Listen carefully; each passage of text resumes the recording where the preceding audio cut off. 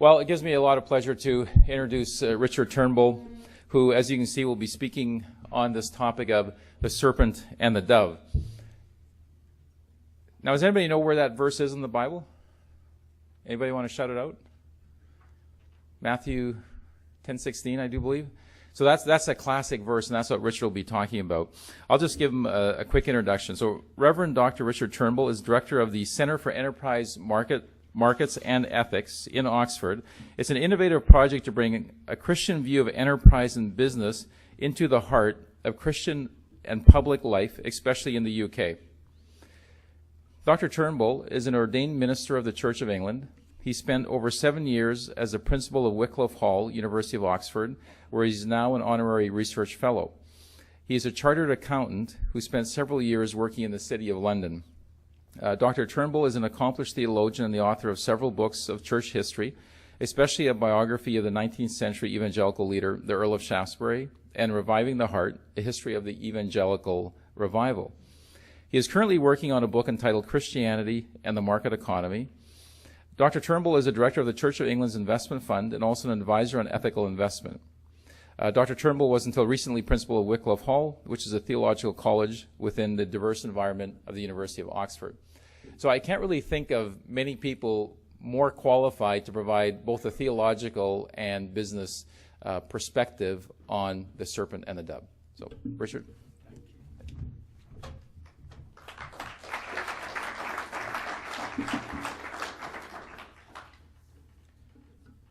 Well, good morning and greetings to all of you from the United Kingdom.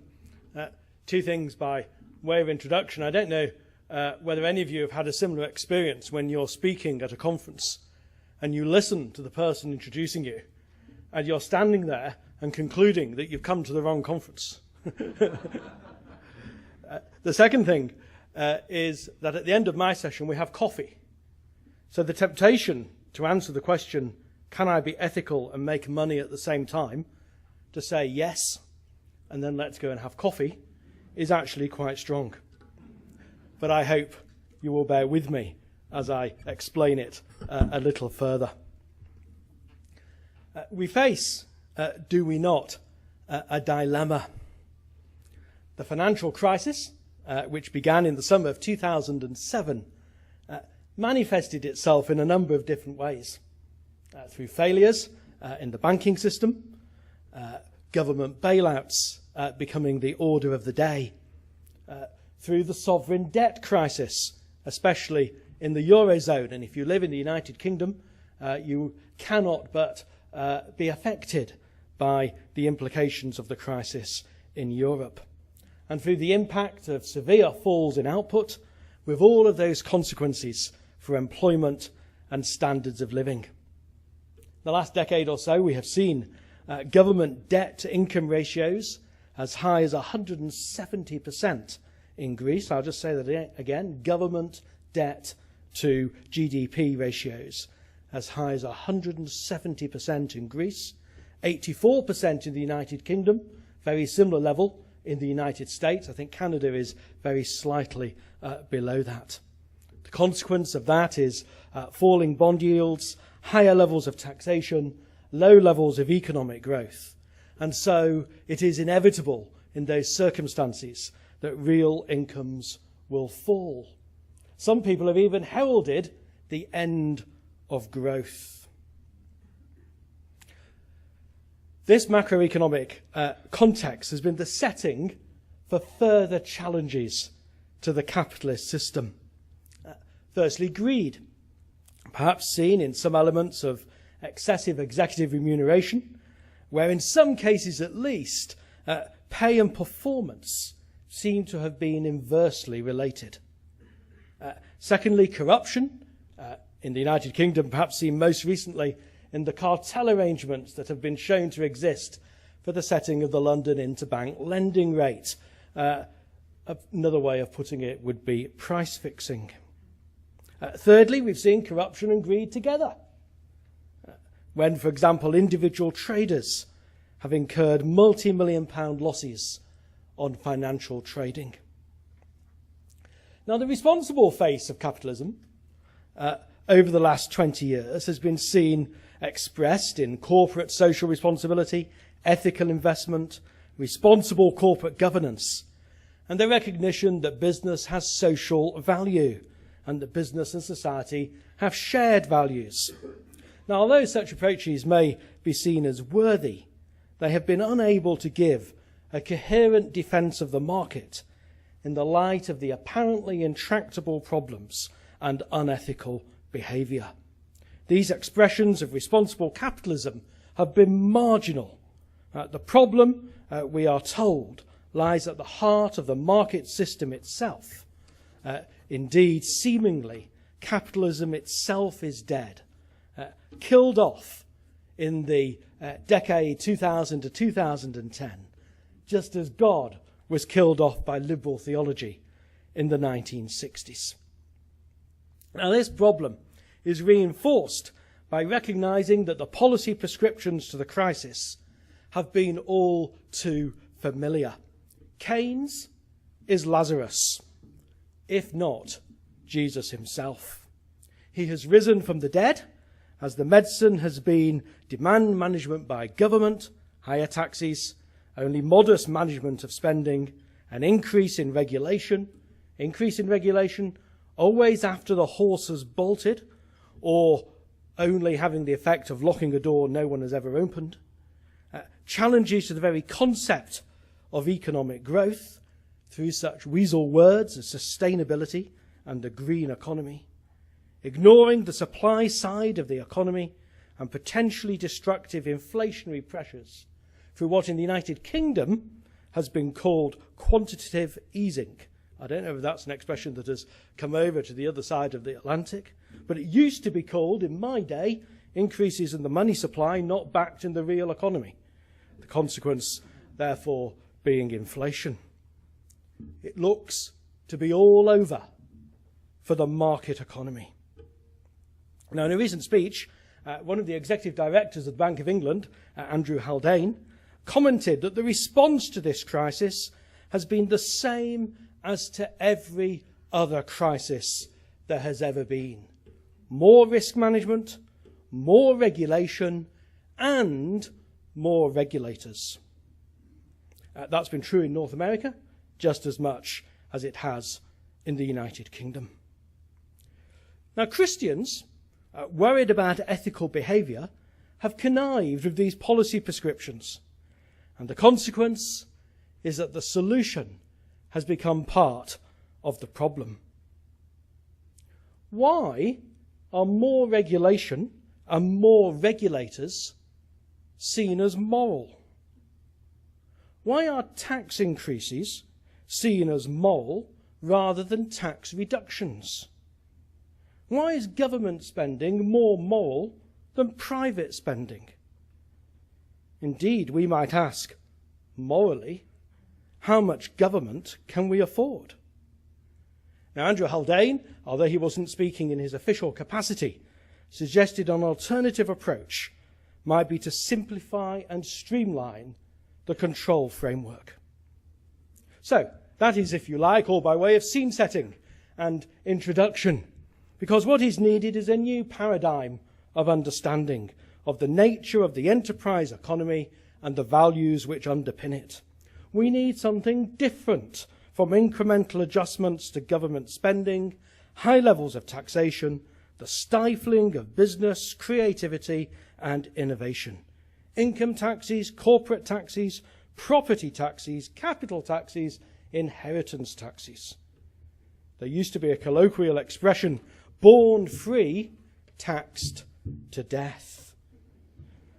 I have to say, I have no idea whether this is true in Canada, but I suspect it is. But in the United Kingdom, the problem with that phraseology is that, in my experience, the taxation continues after death.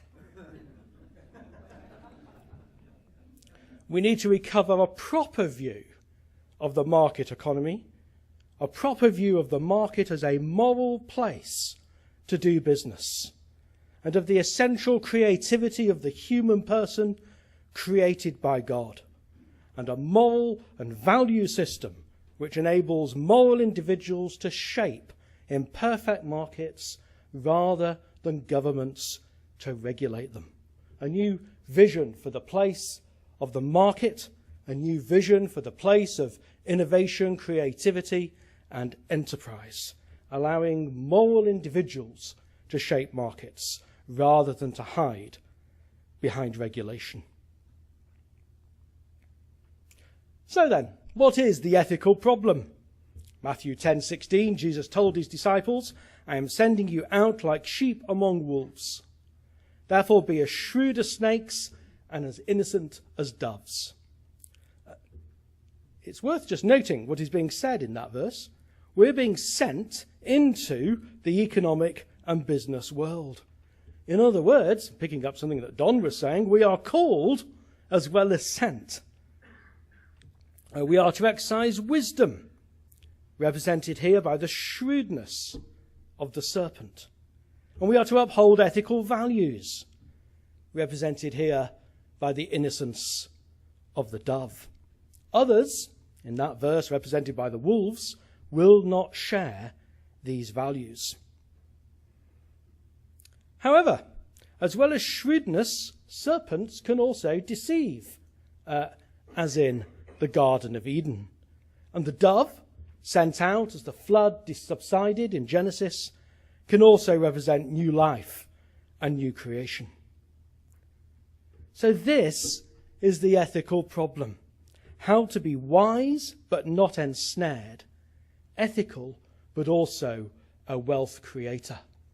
How to be wise but not ensnared. How to be ethical but also a wealth creator.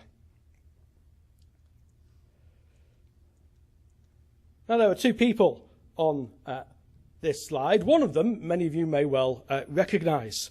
It's Tony Blair, who was the British Prime Minister from 1997 to 2007.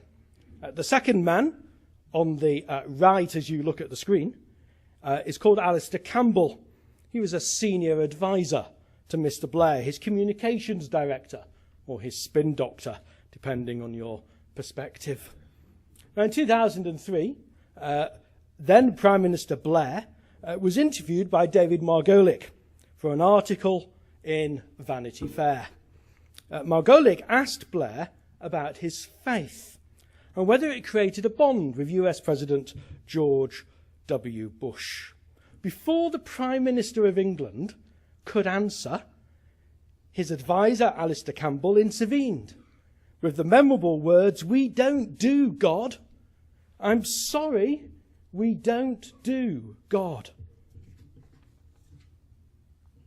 The need to do God in the world of business, of economics and politics is amply underlined by this quote from the newspaper magnate Richard Desmond. Ethical? I don't quite know what the word means. We don't talk about ethics or morals because it's a very fine line, and everybody's ethics are different. Desmond reveals the problem. There are no absolutes, and therefore there are no ethical absolutes. Everything is circumstantial, to be determined by the situation itself. This shows us that we do indeed need to do God, to talk about ethics and values, but we need to do so in the context of an enterprise economy, which is itself an expression of God's creative provision for mankind. Now, this leads me to a number of key building blocks and principles in understanding how entrepreneurs can operate ethically within an enterprise economy.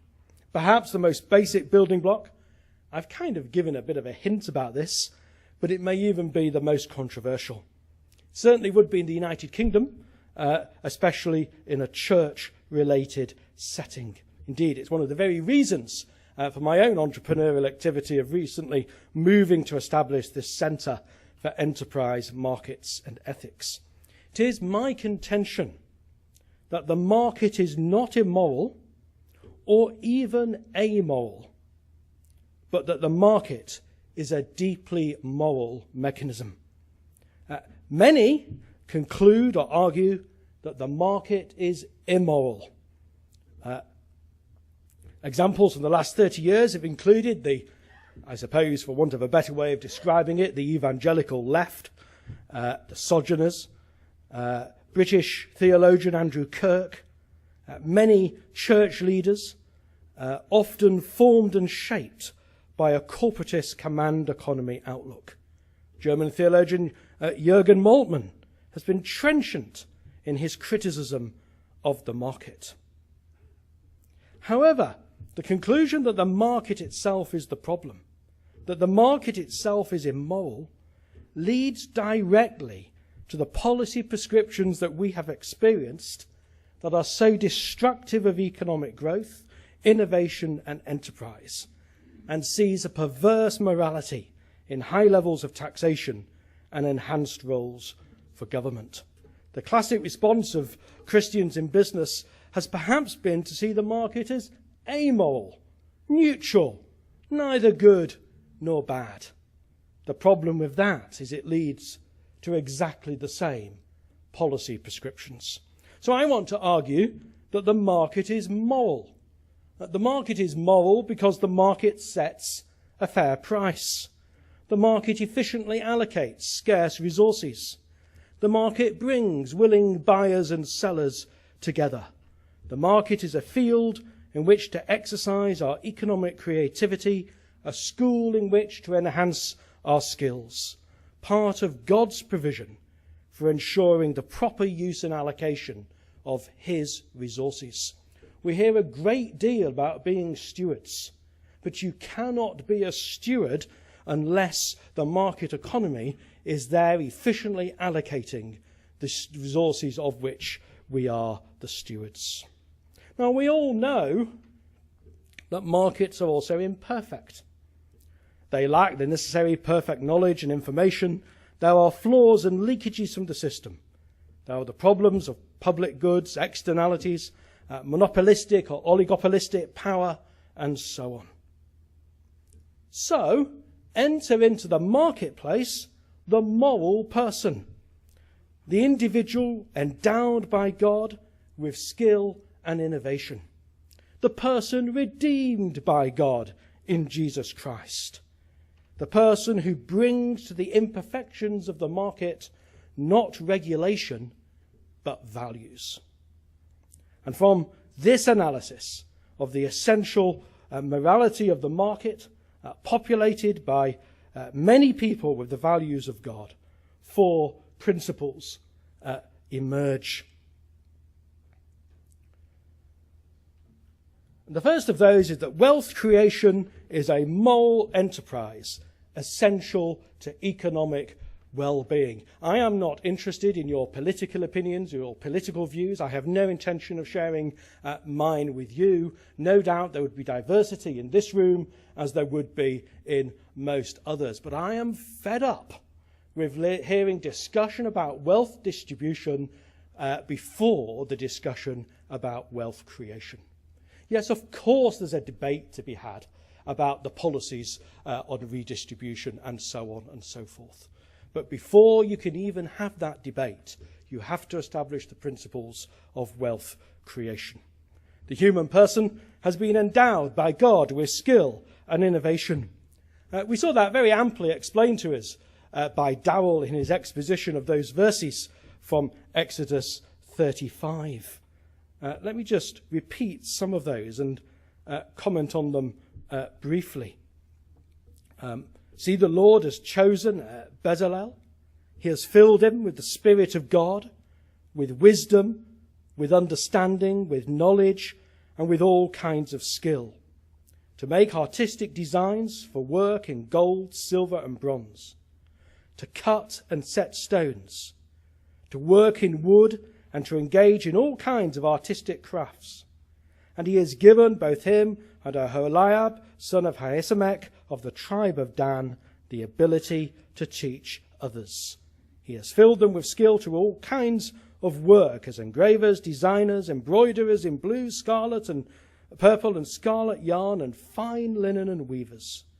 All of them skilled workers and designers. Dowell was quite right to draw those verses to our attention. They are extraordinary verses right at the heart of the Judeo-Christian law in the Old Testament. You have there crucial concepts of entrepreneurship.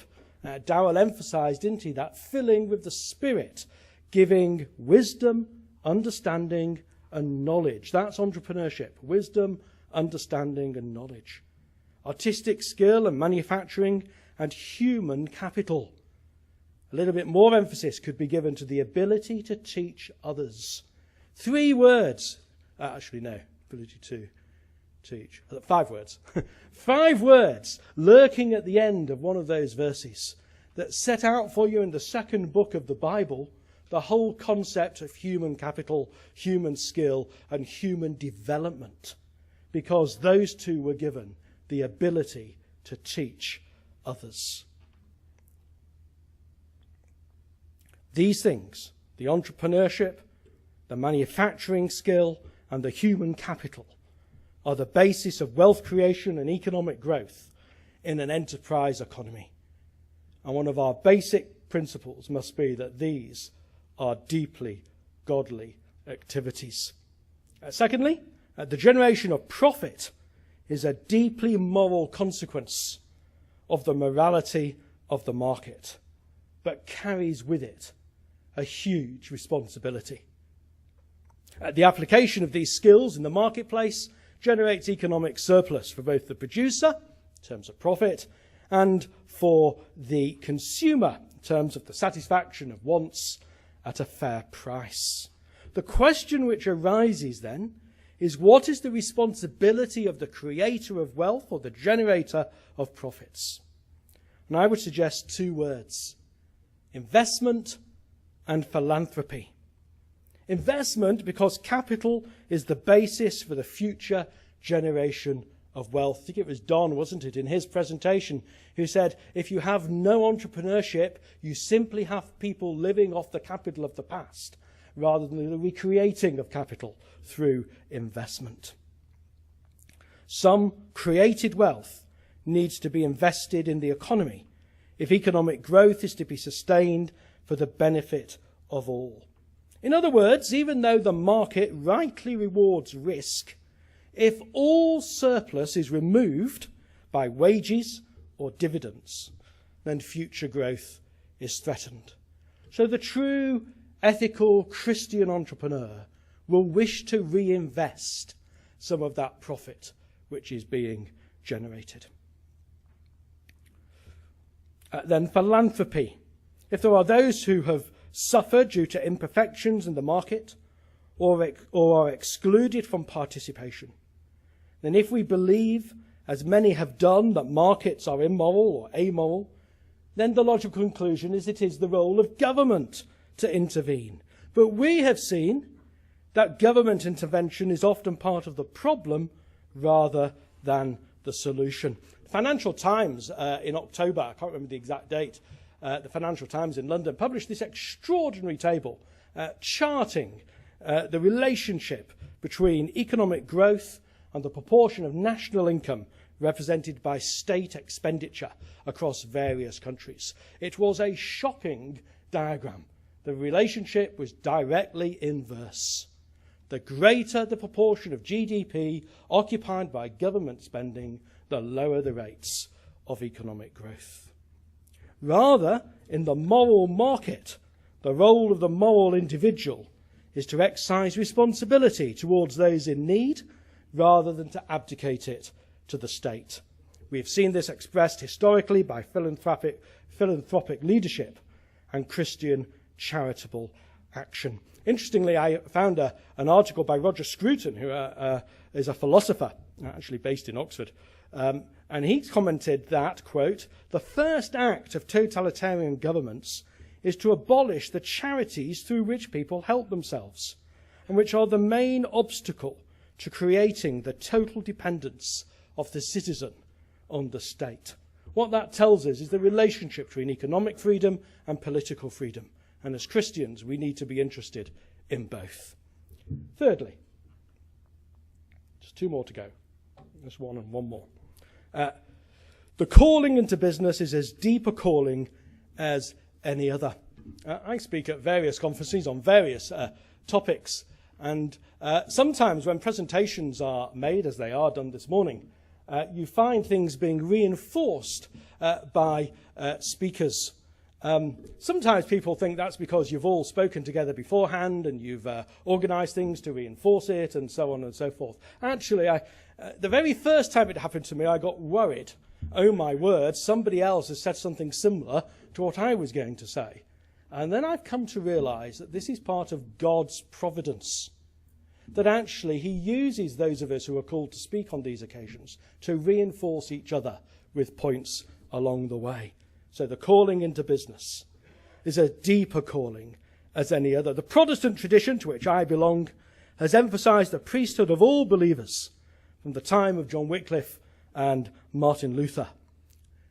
That same tradition has then proceeded to portray that principle by elevating the pastor or the missionary or the church worker, or perhaps, if you're lucky, even the caring professional, into a position of primacy within the vocational calling of God. I do not know whether any of you here are pastors. I know obviously Darrell is a pastor. But if you are, or if you have any role in church leadership, encourage your pastors to pray in public, in church, for those called into business. I did it once and it was an extraordinary response. I got the businessmen and women in my congregation to stand. I prayed for them. We'd done it for nurses and doctors. We'd done it for teachers. I'm not in any way suggesting that's inappropriate. Of course not. It is equally appropriate to do it for those called into the world of business. If we can recover the vocation to business as a calling as strong, as holy, as meaningful as a calling to employed Christian ministry, we will go a long way towards solving tomorrow's ethical dilemmas. If tomorrow's CEOs or derivatives traders know that they are called, then they will exercise godly responsibility. It all begins with call. And finally, enterprise is new creation. Human capital applied in the moral market is the exercise of creativity, innovation, and enterprise. This pleases God.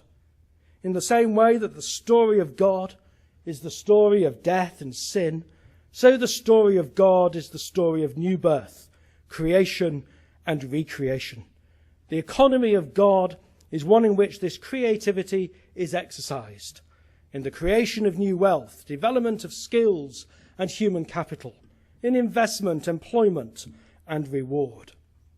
Sin and death means that we cannot exercise perfect morality in the market.